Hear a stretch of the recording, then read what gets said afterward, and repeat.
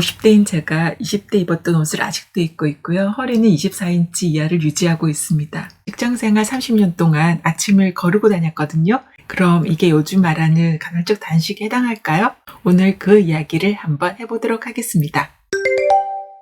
안녕하세요. 연작가의 라이프 실험실에 오신 것을 환영합니다. 오늘은 간헐적 단식에 대해서 이야기를 해볼 건데요. 일단 제 경험을 먼저 말씀을 드리고 사이사이에 관련된 책 이야기를 하면서 과학적으로 근거가 있는지, 제가 올바르게 간헐적 단식을 하고 있는지 확인을 해보도록 하겠습니다. 사실 직장생활하면서 아침 거르는 사람 은근히 많죠? 누가 챙겨주지 않으면 자신의 아침 식사를 스스로 챙기고 치우고 그리고 출근 준비를 하고 회사에 가는 그런 시간은 사실 힘듭니다. 저 역시 마찬가지였습니다. 아이까지 태어나니 출근 준비가 더욱 힘들어졌죠. 그러다 보니 자연스럽게 아침은 굶게 되었습니다. 그런데 지금은 간헐적 단식이라는 말이 있었는데요.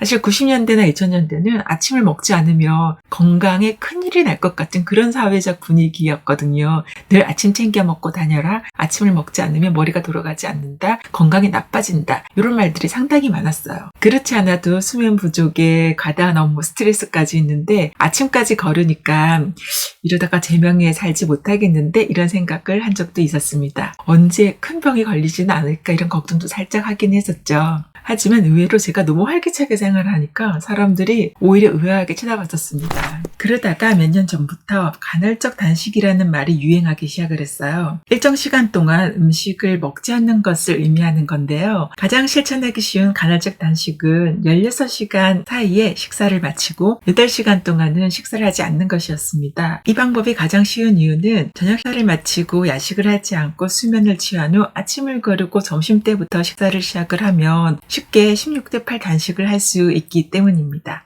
그렇게 되면 8시간 동안 소화기관도 충분히 휴식을 취할 수 있고요. 인슐린 저하나 체지방 연소까지 할 수 있는 거죠. 많은 사람들이 간헐적 단식을 실천하고 있고요. 실제로 SNS에 그 과정과 효과를 증명하고 있습니다. 그런데 한때는 아침을 안 먹으면 큰일 날 것 같이 바라더니 이제는 또 사람의 어떤 체질에 따라서 아침을 굶는 것이 또 몸에 좋다고 하니 이게 도대체 어떻게 된 일일까요? 브래드 필론의 먹고 단식하고 먹어라에서는 단식을 종교와 함께 상당히 오래된 역사를 가지고 있다고 설명하고 있습니다. 원래는 인류 역사에서 새끼를 강조한 적은 없었어요. 처음에는 영적인 의미로 단식이 활용되었는데요. 산업혁명 때 근로자에게 일을 제대로 시키기 위해서 하루 세끼가 강조가 되었고요. 거대 식품 산업과 만나면서 하루 세끼가 확산되었죠. 그리고 그 이후부터는 비만과 질병의 역사가 함께 시작되었다고 이 책에서는 설명하고 있습니다. 단식의 효과는 많은 학자들이 오래전부터 밝혀오긴 했었어요. 하지만 거대 식품 산업의 공격 때문에 표면 밑에 움츠러져 있었던 것이었죠. 그러면 제가 30년 동안 간헐적 단식을 했다고 했는데 그 효과는 어떨까요? 제 건강은 오랜 직장 생활을 한 직장인 치고는 상당히 양호한 편입니다. 제 또래 직장인들은 건강검진을 할 때마다 긴장을 해요. 건강검진 결과가 이렇게 두툼하게 나오거든요. 첫 한 페이지, 두 페이지를 각종 질병, 질환, 성인병들이 쭈루루룩 적혀 있어요. 하지만 저는 아직 당뇨병이나 고혈압, 고지혈증과 같은 성인병은 전혀 없습니다. 그리고 피검사를 할 때도 제 피는 상당히 깨끗한 편이라는 이야기를 많이 듣습니다. 체중은 당연히 늘었죠. 체중이 늘기는 했어도 아직 20대 입었던 옷도 그대로 입고 있어요. 물론 그때는 조금 헐렁했다면 지금은 꽉 맞기는 해요. 물론 20대 옷이 지금까지 맞다는 건 단순히 간헐적 단식 때문만은 아닐 거예요. 오히려 평소 소식하는 습관이 더 영향을 미쳤을 겁니다. 그래도 과학적으로 설명하는 간헐적 단식의 효과는 무시할 수가 없습니다. 무엇보다 제 피가 깨끗하다는 건 일정 시간 동안 공복을 유지하면 다가포식으로 인해 세포 내 효소들이 몸속의 노폐물을 스스로 먹어치운 덕분이라고 여기고 있습니다. 자, 그러면 여기서 고려할 점이 하나 있어요.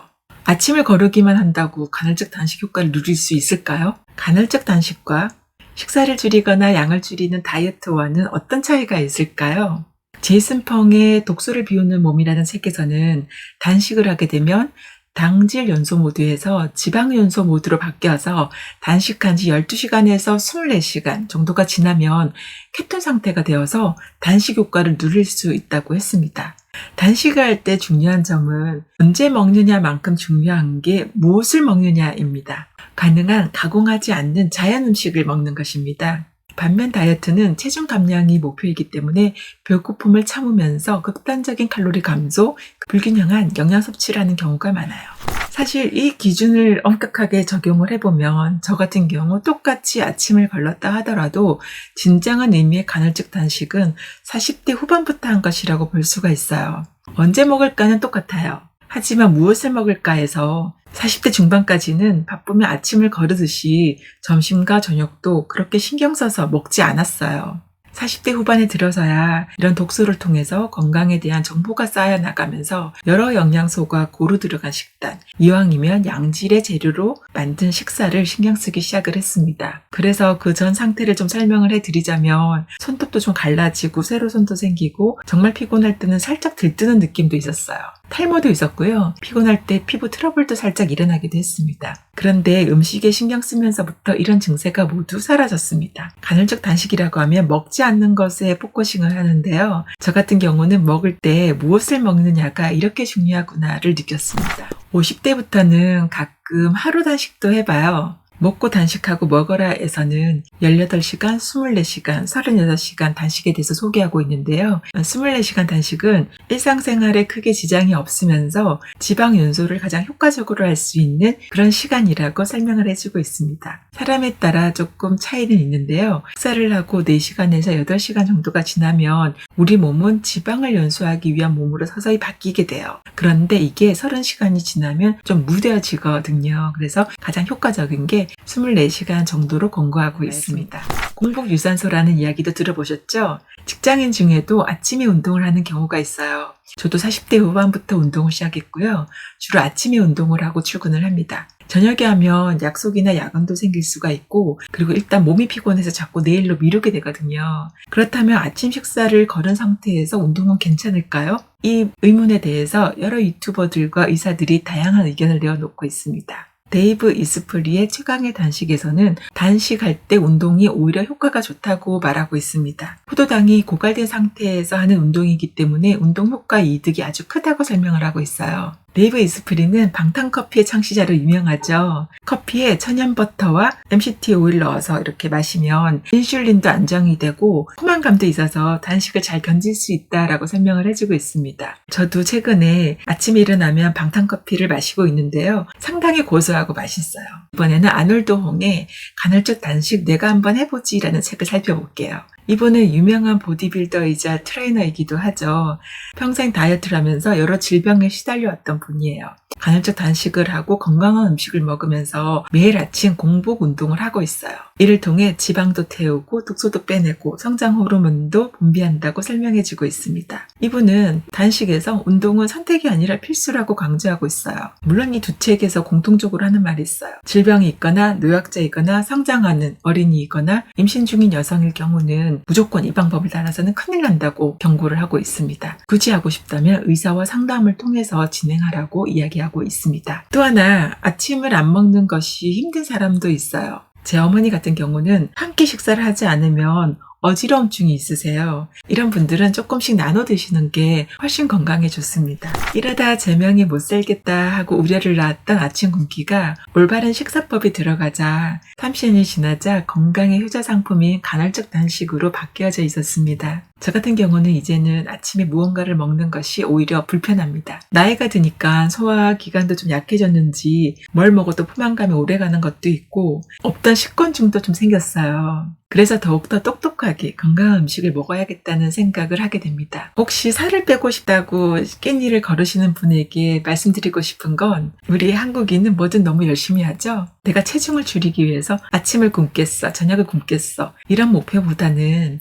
건강을 우선 생각했으면 좋겠어요. 먹고 단식하고 먹어라에서는 이런 문구가 있습니다. 안 먹어도 될 것 같으면 먹지 않는다. 안 먹으면 안 될 것 같으면 먹는다. 이 말은 억지로 굶으라는 소리도 아니고요. 배가 고프지 않은데 끼니 때가 되었다고 해서 억지로 먹으라는 소리도 아니에요. 자연스럽게 내 몸이 주는 신호를 받아들이고 가짜 배고픔과 진짜 배고픔을 구별하면서 건강한 식사를 하라는 의미가 되죠. 오늘 영상에서 언급한 책에 대해서 한번 요약을 해보도록 할게요. 먹고 단식하고 먹어라 이 책은 저자 브래드 필론이 영양학 전문가예요. 그리고 보디빌더 수상 경력도 있고 식품과 다이어트 산업에서 중책을 맡은 경험도 있습니다. 거기에서 얻은 경험과 연구를 바탕으로 간헐적 단식을 개척하고 연구하고 체험한 효과를 정리한 책이라고 할 수 있습니다. 읽어보실 것을 권해드려요. 독서를 비우는 몸의 저자 제이슨 펑은 의사입니다. 의사로서 의료계의 문제점을 짚고 있고요. 이 끼니보다 독서에 초점을 맞추면서 독서를 해소하기 위한 여러 효과적인 방법으로 단식을 설명하고 있습니다. 단식 관련된 책들 중에서 아주 탁월하게 정리가 잘 된 책입니다. 최강의 단식은 방탄커피 창시자 데이브 이스프리의 책인데요. 자신의 실제 경험과 체험을 바탕으로 하고 있지만 많은 전문가들의 조언이 집대성되어 있는 책입니다. 본인의 경험이 들어있다 보니까 에세이 성격도 조금 가미하고 있어서 일부 중복도 있지만 다른 책에 비해서 업그레이드된 단식 정보도 포함하고 있습니다. 간헐적 단식 내가 한번 해보지에서는 보디빌더 아놀드 홍의 개인적인 경험과 다른 사람의 사례가 담겨져 있어요. 가볍게 읽기 좋은 책입니다. 한 권 더 추천드리고 싶은 책은 프랭크 리프먼의 50 이후 건강을 결정하는 7가지 습관입니다. 중장년을 대상으로 하는 건강 정보의 총집합 책이라고 할 수가 있고요. 이 책을 읽고 궁금한 책은 또 관련된 책을 찾아보면 꽤 큰 도움을 받을 수 있을 것 같습니다. 오늘은 제 경험을 아주 간단하게 설명드렸는데요. 언젠가 한 번 더 깊이 있는 이야기를 나눠보도록 하겠습니다. 연 작가님은 간헐적 단식을 해서 가장 좋은 점이 뭐예요? 아침 안 차려도 되는 거?